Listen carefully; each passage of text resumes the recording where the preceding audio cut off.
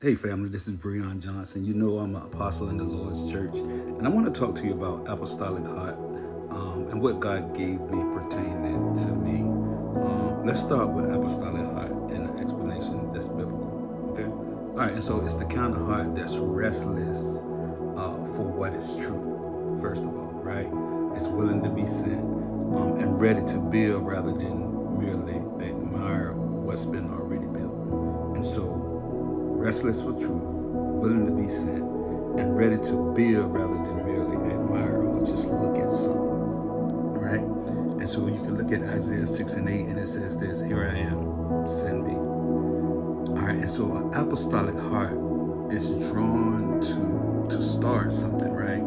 That doesn't exist, rather than maintaining what already does. And so apostolic people who have an apostolic heart are not only sent, but they start things that's needed in the earth. They discern what's needed. God lead them to what need to be transformed, what need to be built, and then they go. They say, "Send me," right? And so they usually bring things that doesn't exist.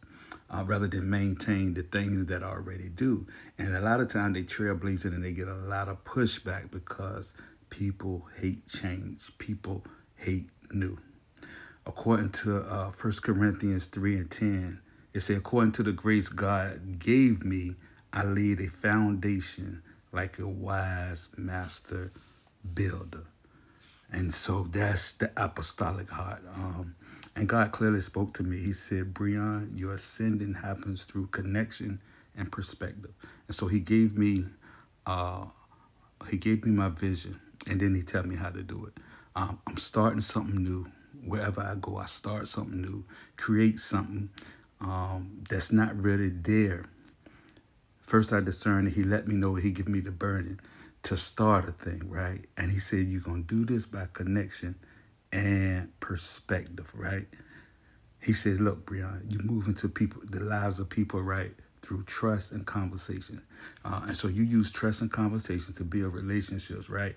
And then you step into ideas by reframing things, right? What other people got stuck on. And so you step into these ideas and you reframe it so that people that's stuck on the idea will be able to move forward, right? And so you push it forward once you begin to build it. The relationship of the conversation, the perspective, and the idea, right? And he says, Brian, you don't need a platform. You don't need a platform to influence. He says, your influence happens in quiet spaces. My influence happens in quiet spaces. And so I don't need no big stage. I don't need no bright lights. I don't need a standing ovation. I don't need all these things. Mine's happen in the 101s or 103s and 1 or 12 or 1 and 20. Mine happening through relationship, through connection. And it's my apostolic gift to get people from being unstuck, right? Matter of fact, in Proverbs, it say a gentle tongue is tree of life. And so I speak sharp. It's gentle, but it's sharp. It does surgery when I speak, right? It's potent, right? Um, it's filled with the Spirit of God that penetrates the hearts of men, right? And so um, my apostolic heart is from God, right?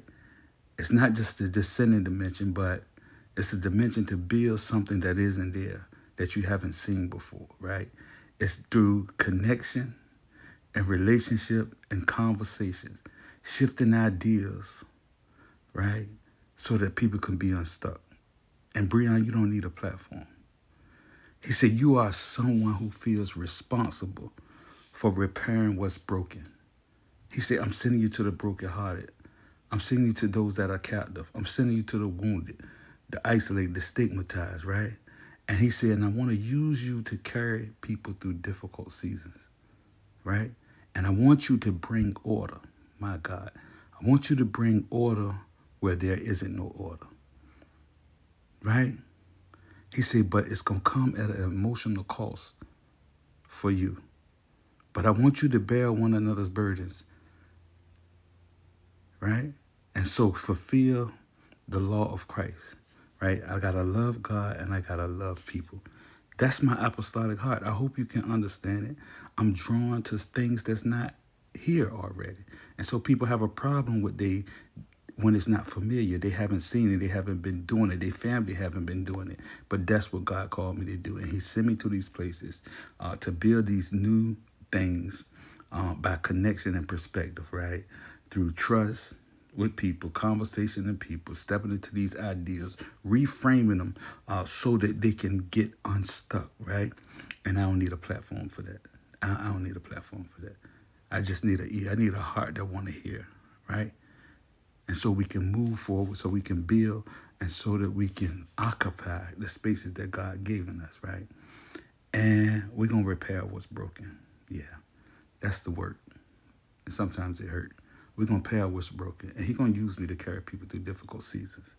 Difficult seasons. The one thing about it is we're going to stay true in those seasons, right? And we're going to bring order when there isn't no order. Because that's how the Spirit of God moves, through order. Not religion, but through order. And so we're going to bear each other's burdens. And I hope this help you to get a better understanding of who I am, who God called me to be. And listen, I got a heart that's restless for truth. I love truth. I love truth. It's the truth that set me free. It's the truth that gives me life. Matter of fact, Jesus said, I am the way, the truth, and the life. And so we building. We building. And I invite you to build with us from an apostolic heart. You don't have to be an apostle to have an apostolic heart, right? If you're drawn to things that doesn't exist, if you feel something in your belly that you can't explain and you can't articulate, God may be telling you to build. And you got to say, here I am, send me.